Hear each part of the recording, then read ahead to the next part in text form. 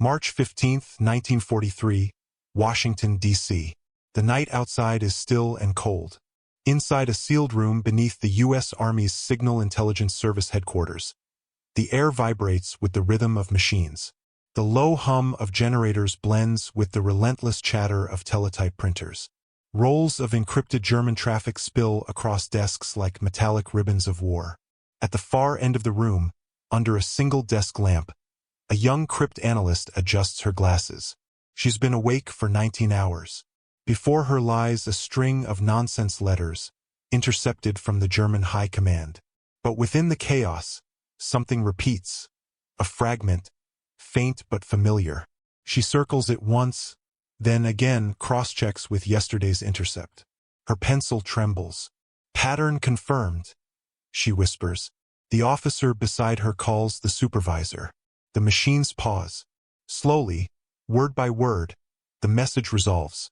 An urgent directive from Admiral Dönitz, awaiting Hitler's confirmation to launch a new U-boat offensive. Within minutes, couriers rush the deciphered order to the Pentagon. By sunrise, American destroyers will be repositioned across the Atlantic, hours before the German fleet ever receives the same command. Deep underground, without uniforms or medals, a handful of Americans have just read Hitler's orders before his generals did. The secret war of intelligence has entered a new phase, silent, invisible, unstoppable. In the years before the Second World War, America's understanding of cryptology rested in a few quiet offices and an even smaller number of brilliant minds. The U.S. Army's Signal Intelligence Service, or SIS, was established in 1930, not as a sprawling intelligence empire, but as a modest division led by one man, William Friedman. A former geneticist turned cryptologist, Friedman believed that wars of the future would not be won only by bullets and steel, but by information. By 1939, as Hitler's armies stormed across Europe, the SIS had fewer than 40 people, mathematicians, linguists, and puzzle solvers who worked in silence, often without recognition or proper funding. Their tools were pencils, index cards, and intuition. Yet, even before Pearl Harbor, they were already breaking foreign military codes. The first great success came not from Germany, but from Japan. In 1940, Friedman's small team cracked the Japanese purple diplomatic cipher, a feat once thought impossible. The achievement provided the United States with unprecedented insight into Tokyo's strategy and thinking. It also taught the SIS something profound. No code, no matter how complex, was unbreakable. As 1941 unfolded, war closed in on every horizon. Europe burned under the weight of the Axis. The Atlantic was a graveyard of Allied ships. German U-boats, guided by coded orders sent from Hitler's headquarters, roamed in wolf packs that cut off Britain's supply lines. The Allies could build ships, but they could not outbuild the sea. The only solution was foresight, knowing the enemy's move before it was made. In London, at Bletchley Park, the British had already begun that fight. Using mathematical brilliance and the electromechanical bomb machines designed by Alan Turing and his team, they had achieved partial success in breaking the German Enigma cipher. But Britain stood alone, overstretched, its code-breaking facilities often bombed, its manpower thin. They needed help, and in 1941, that help began arriving from across the Atlantic. The United States entered the war after December 7, 1941, and within months, American cryptologic operations expanded on an industrial scale. The U.S. Navy created its own code-breaking branch, OP-20G, while Friedman's SIS focused on Army and diplomatic systems. Both shared a single goal: decode German and Japanese communications faster than they could change them. To do so, America built new facilities, massive, windowless structures filled with clattering machines, power lines, and endless rows of desks. One of them stood in Arlington Hall, Virginia, a former girls' school turned into one of the most secretive intelligence centers in the world. Here, hundreds of men and women worked shifts around the clock, piecing together fragments of intercepted radio traffic. Every day, Allied listening stations across the Atlantic, from Newfoundland to the Azores, captured German Enigma transmissions. The data traveled by courier, telegraph, or encrypted cable to Washington. There, under Friedman's direction, cryptanalysts began their impossible task, transforming noise into meaning. Each intercepted message represented a life or a loss. A convoy's route, a bombing order, a U-boat patrol. Success or failure was measured not in abstract equations, but in ships saved, pilots returned, soldiers fed. And as the Allies bled in North Africa and the Pacific, the pressure to break Enigma mounted beyond measure. Friedman himself would collapse under that strain, hospitalized in 1941 due to exhaustion, but his work continued under a new generation of American codebreakers. Among them were hundreds of women recruited from colleges and universities, trained in secret to decipher enemy ciphers. They brought fresh energy and precision to the silent war. By early 1943, American codebreaking was no longer a small experiment. It had become one of the most sophisticated operations on Earth. The SIS and the Navy's OP-20G now process thousands of intercepted messages each week. But the German Enigma remained the ultimate prize, the cipher that protected Hitler's direct commands to his military. To understand the magnitude of what the Americans were facing, one must first understand how the Enigma machine worked and why it was believed to be unbreakable. The German Enigma machine was not a simple code device. It was a masterpiece of engineering and a nightmare for cryptanalysts. At first glance, it looked like a small typewriter in a wooden box. But inside it were layers of mechanical logic designed to confuse even the most brilliant human mind. When an operator pressed a key, say, the letter A, the machine's rotors, wiring, and plug board transformed it into another letter entirely, like G or M. The catch was that the machine changed its wiring with every keystroke. With 3 to 5 rotating wheels, each set in different positions, Enigma could produce more than 150 quintillion possible settings. For every new day, for every new operation, the Germans changed those settings. Each U-boat, each Luftwaffe division, each Wehrmacht corps all had its own Enigma network. To the Allies, it was as if the German war machine spoke in a language that changed its grammar every sunrise. The Germans trusted Enigma absolutely. They called it unbrechbar, unbreakable. Hitler's generals transmitted orders through it, confident that no foreign power could possibly read them. That confidence became a blindfold.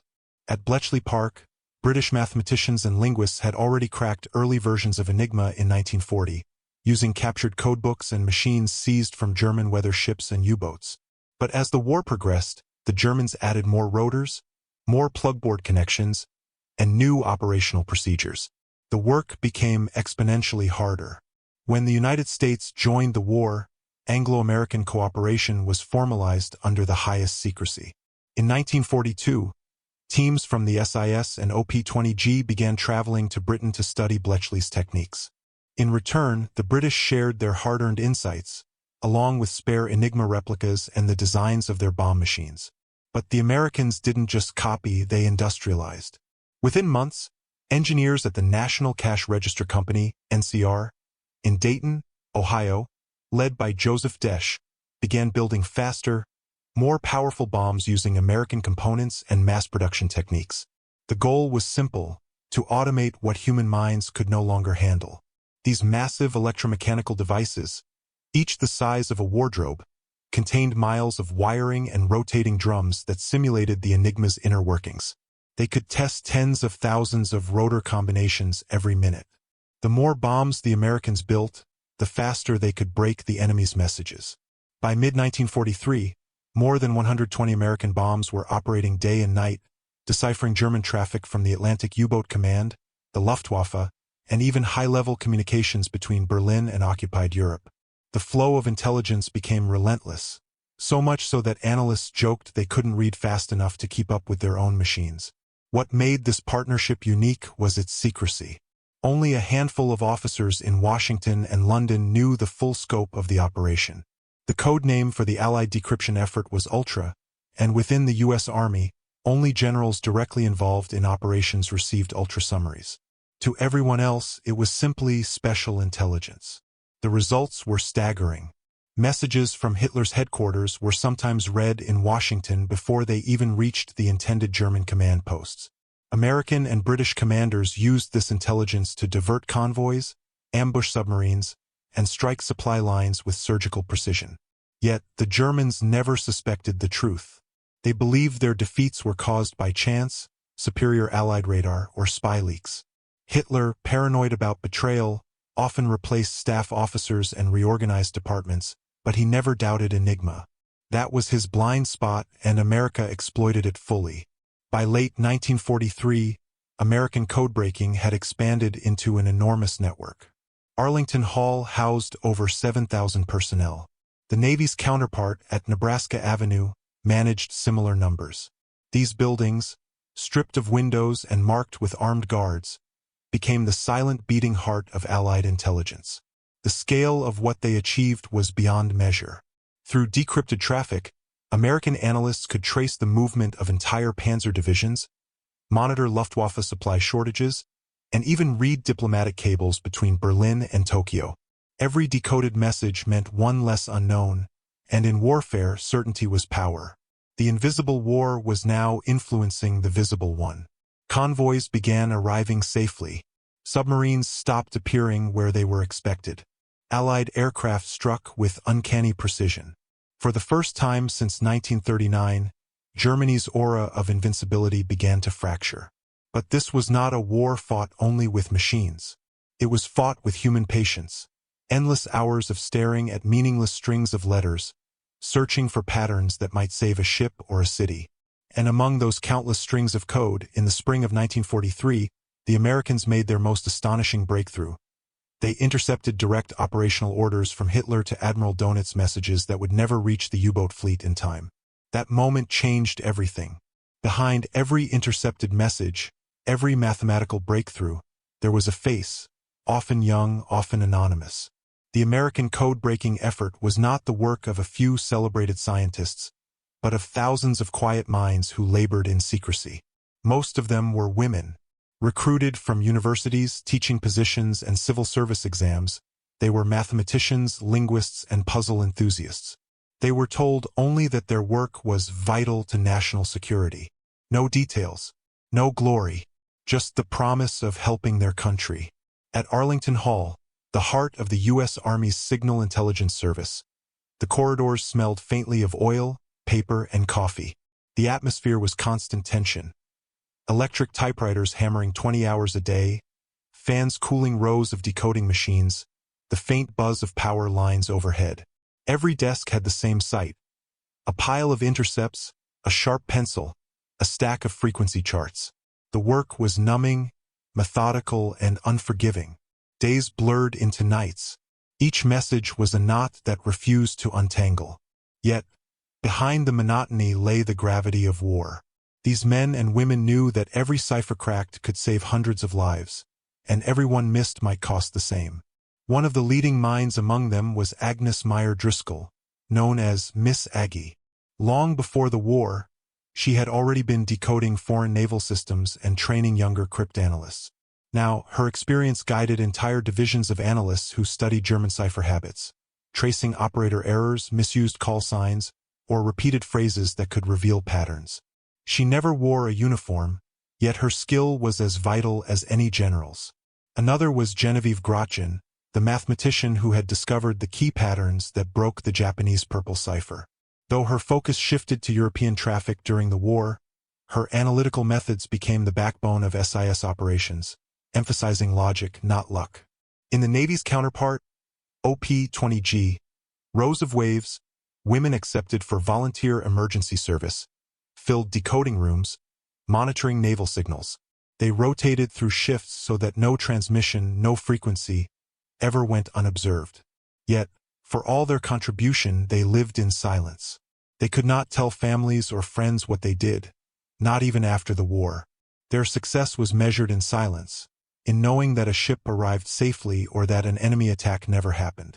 These cryptanalysts lived in a strange world of contradictions. They fought a war without seeing it. They worked in safety, yet carried the moral weight of soldiers. Each day they deciphered the thoughts of the enemy, orders that sent men to kill, to sink, to destroy. And sometimes, even when they succeeded, they couldn't act fast enough. Messages might arrive too late. A convoy might already be lost. Some wrote later that the hardest part wasn't the secrecy. It was the helplessness. To know but not to stop.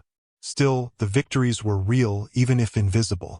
When a decoded message reached the Navy in time to reroute a supply convoy, the analysts felt it like a quiet pulse of triumph. They would smile, exchange a nod, then return to their desks, typing again. There were always more ciphers, more unknowns. In that rhythm, of pencils scratching, rotors spinning, and minds aligning, the United States was waging a war as decisive as any fought on the battlefield. And while the human strain drove the operation forward, the tactical consequences of their work would soon reshape the Atlantic War itself, where American code-breaking would begin dictating the rhythm of battle. By early 1943, America's cryptologic machinery was running like a second front, one without guns or tanks, but with a precision equal to both. Every intercepted German message flowed through a chain of analysis, from listening posts to decoding centers, then onward to the highest levels of Allied command. The most critical of these were the messages of the Befehlshaber der U-Boot, the commander of submarines, Admiral Dönitz. Hitler trusted him implicitly. Dönitz's wolf packs had terrorized the Atlantic since 1940, sinking thousands of Allied tons each month. To protect his submarines, Dönitz relied entirely on enigma-coded instructions, orders for patrol zones, rendezvous points, and fuel resupply schedules. He believed them inviolable. But by mid-1943, the U.S. Navy's OP-20G and the British team at Bletchley Park were reading Dönitz's traffic within hours of its transmission. America's own cryptologic expansion meant that decoded messages no longer crossed the ocean for analysis. They were being read and acted upon in Washington itself. From the outside, it appeared as though the Allies had developed uncanny instincts. Convoys began slipping past waiting wolf packs, while Allied hunter-killer groups appeared at random points where U-boats surfaced to refuel. German captains reported that the enemy seemed to know their every move.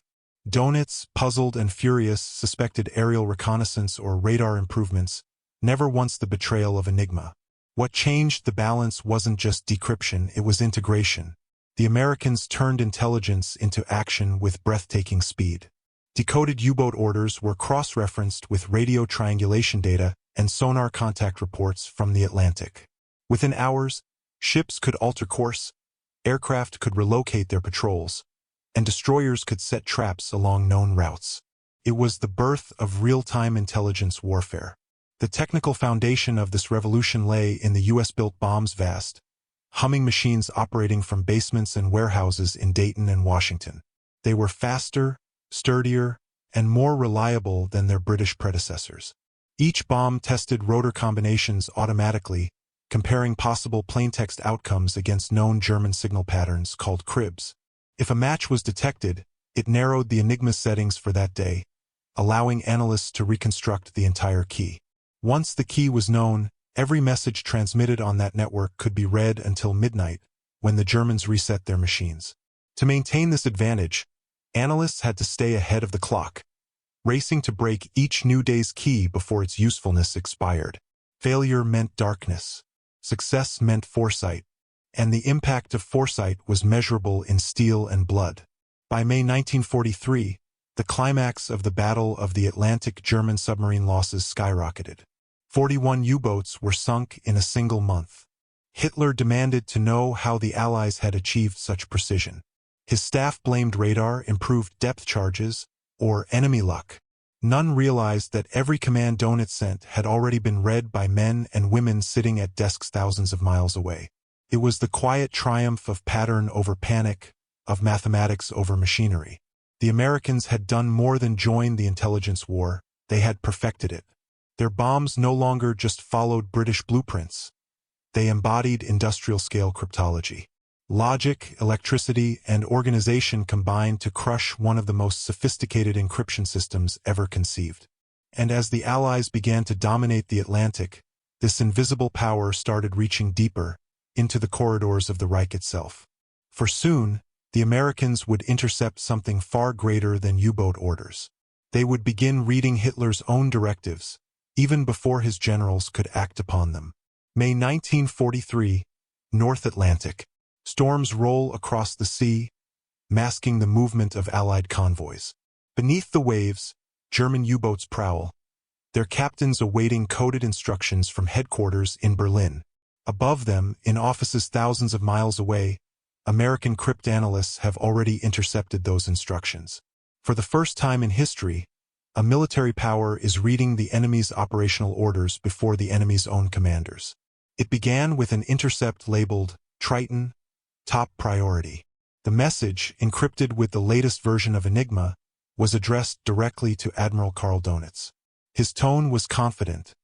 The directive came straight from Hitler himself. Germany was preparing a massive new U-boat deployment to cut off Allied lifelines from America to Britain, a final attempt to starve the island before the planned escalation of the Eastern Front. But by the time the message reached Berlin's transmitters, Allied listening posts had already captured it. Within hours, the signal reached the U.S. Navy's OP-20G and the Army's Signal Intelligence Service in Washington. What followed was a race, man against machine, time against secrecy. Inside Arlington Hall, teams worked in rotating shifts, testing hundreds of Enigma rotor settings using American bombs. Sparks flickered. The air smelled of heated circuits. Operators logged results on long rolls of ticker tape. Then, just before dawn, one of the machines halted with a sharp click.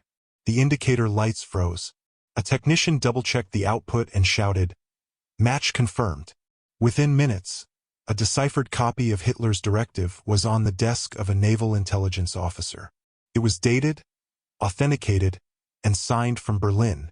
The contents detailed new attack zones for U-boats, complete with refueling schedules and convoy interception routes, exactly what Dönitz's fleet was waiting to receive. But now, those orders were American property. That morning, Washington sent encrypted summaries to Admiral Ernest King and Fleet Admiral Chester Nimitz. Convoy paths were shifted quietly. Destroyers and long-range patrol aircraft were ordered to sweep regions where German submarines would soon surface. When the original message finally reached Dönitz's commanders, the Americans had already prepared their response. Over the next 48 hours, the Atlantic erupted. German U-boats surfaced into ambush zones, hunted by destroyers guided by intelligence so precise it seemed supernatural. Depth charges rained into the water. By nightfall, 6 submarines were destroyed. Within a week, a dozen more were gone. From Berlin, reports of missing boats flooded the Oberkommando der Marine, OKM. Dönitz was alarmed. He ordered all Enigma settings changed. He suspected radar improvements, careless radio operators, anything but a broken cipher. But the Americans broke the new keys just as fast. In a single month, more than 200 German sailors were lost, and dozens of submarines failed to report in. U-boat captains began refusing to surface for radio transmissions, cutting themselves off from command. The once coordinated wolf packs dissolved into isolated, hunted prey.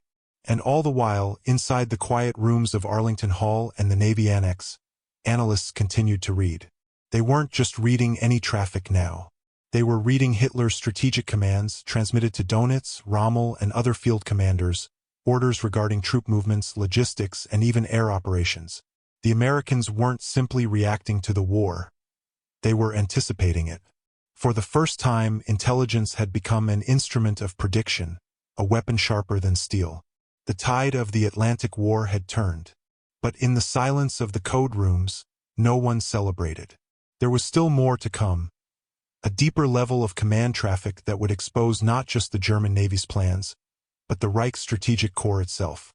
June 1943, Arlington Hall, Virginia.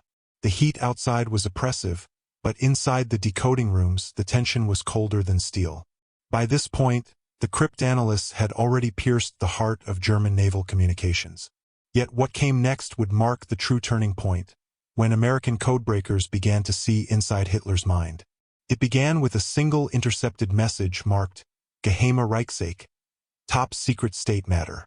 The transmission carried Hitler's personal directive regarding troop redeployments to counter an expected Allied invasion of Europe. It wasn't meant for generals in the field yet. It was being circulated only among his senior command, awaiting formal release. But the Allies read it first. The message was intercepted by British stations at Bletchley Park and quickly relayed to Washington for verification. When Arlington Hall's team decrypted the traffic, they realized the unimaginable. Hitler's plans for shifting armored divisions from France to the Balkans. A massive redeployment designed to fortify southern Europe against an invasion that would never come. In that moment, the Allies gained something far greater than a tactical advantage.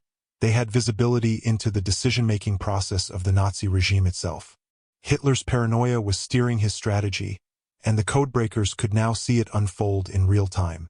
That revelation changed everything.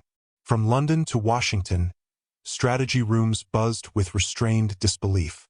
Allied commanders could now track the delays between Hitler's conception of an order and its distribution to the Wehrmacht. They noticed that sometimes days would pass before his commands even reached divisional level.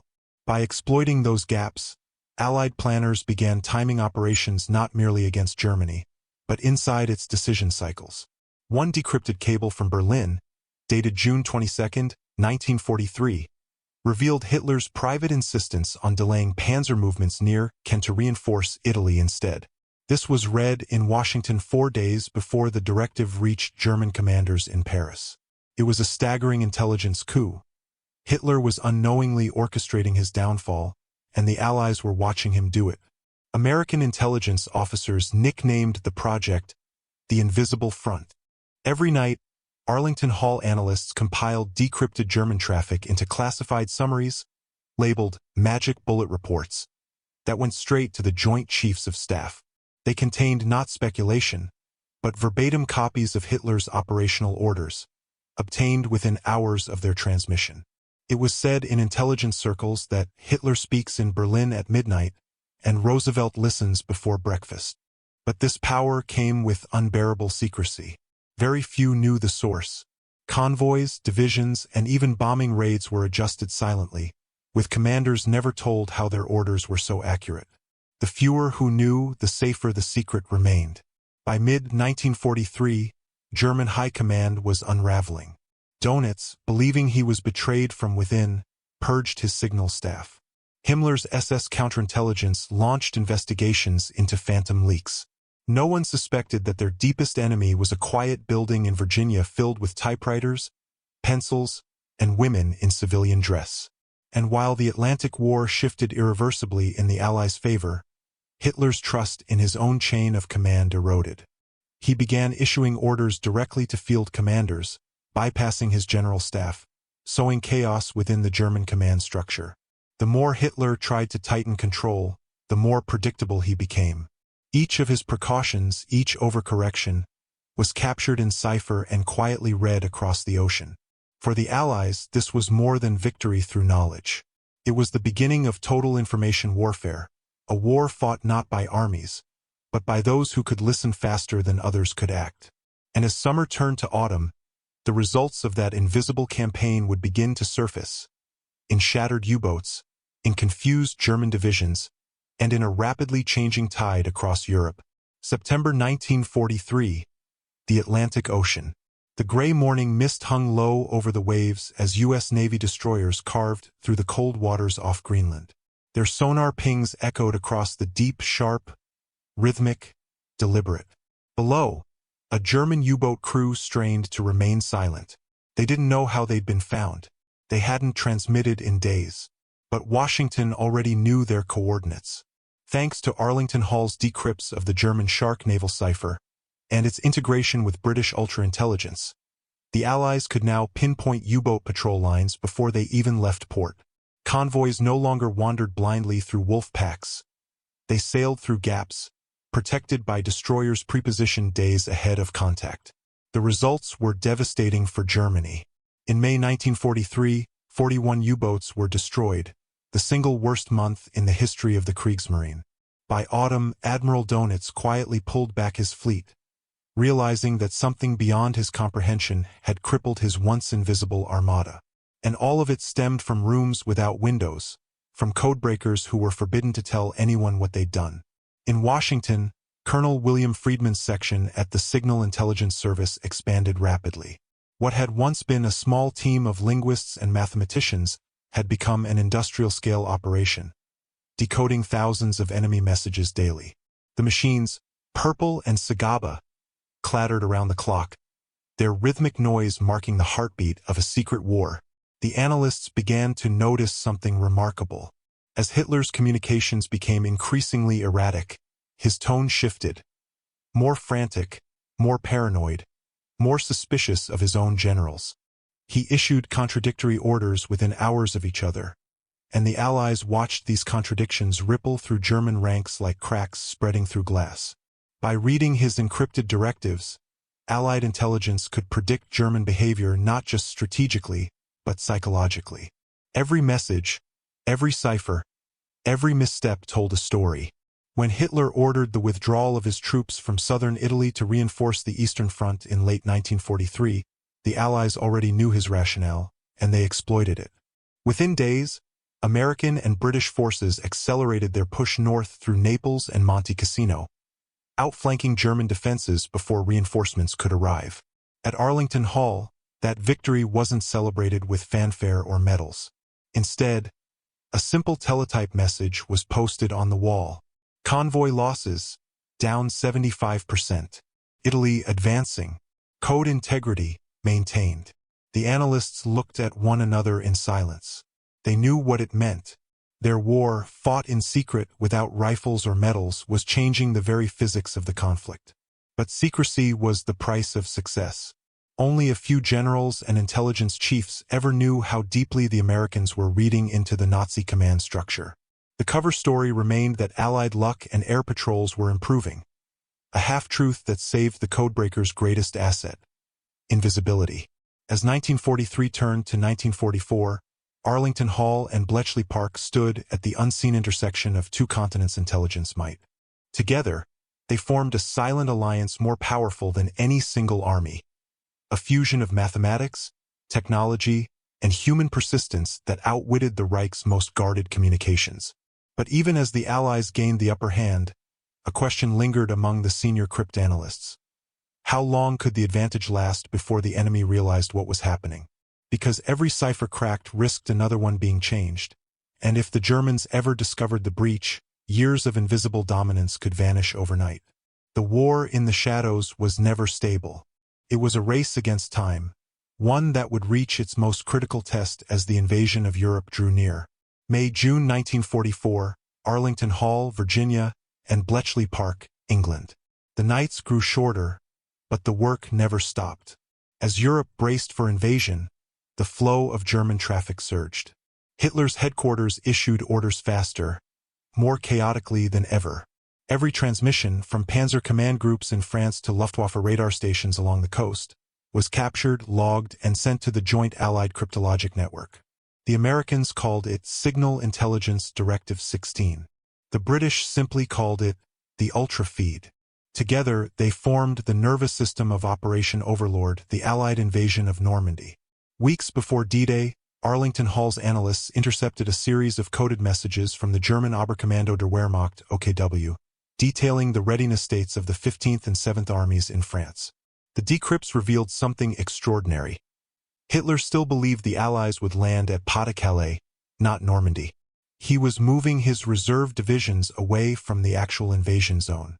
When this intelligence reached Eisenhower's headquarters, it changed everything. Air bombardments were redirected, paratrooper drops refined, and naval strikes recalibrated, all based on enemy assumptions that the Allies already knew. It was the purest form of asymmetric warfare, knowledge defeating strength. Then came June 6, 1944. As American, British, and Canadian forces stormed the beaches, Allied intelligence continued to monitor the German command's reaction in real time. Inside Hitler's Wolf's Lair in East Prussia, staff officers scrambled to interpret scattered reports. It took nearly 10 hours for Hitler to even believe that Normandy was the main landing site. 10 crucial hours that the Allies had anticipated because they had read his order cycle before he did. In Arlington Hall, the cryptanalysts watched it unfold like observers behind enemy lines. They saw Hitler's delayed response, his refusal to release the Panzer reserves near Calais, confirmed through decrypted Luftwaffe traffic. They saw Field Marshal Rommel's desperate requests for reinforcements being denied, line after line. Every word, every delay, every hesitation played into Allied hands. By the end of D-Day, Hitler's forces were trapped in a web of their own communications, misdirected, delayed, and read by the enemy before they could act. That night, a quiet celebration took place at Arlington Hall. There were no toasts, no public speeches, only a simple acknowledgement from the director, They never knew we were there. That's how we win. The legacy of those unseen victories would ripple through the remainder of the war. As Germany's fronts collapsed in 1945, decrypts from Hitler's bunker became increasingly desperate. Orders for phantom divisions, imaginary counterattacks, appeals to commanders who no longer existed. By then, the US and British codebreakers had done more than read messages. They had anticipated the end. When Germany finally surrendered in May 1945, much of the world credited tanks, planes, and infantry for the victory. Few knew that thousands of hidden minds, mathematicians, engineers, and linguists had quietly turned information into the most powerful weapon of the 20th century. The Arlington Hall complex was sealed off. Files were classified for decades.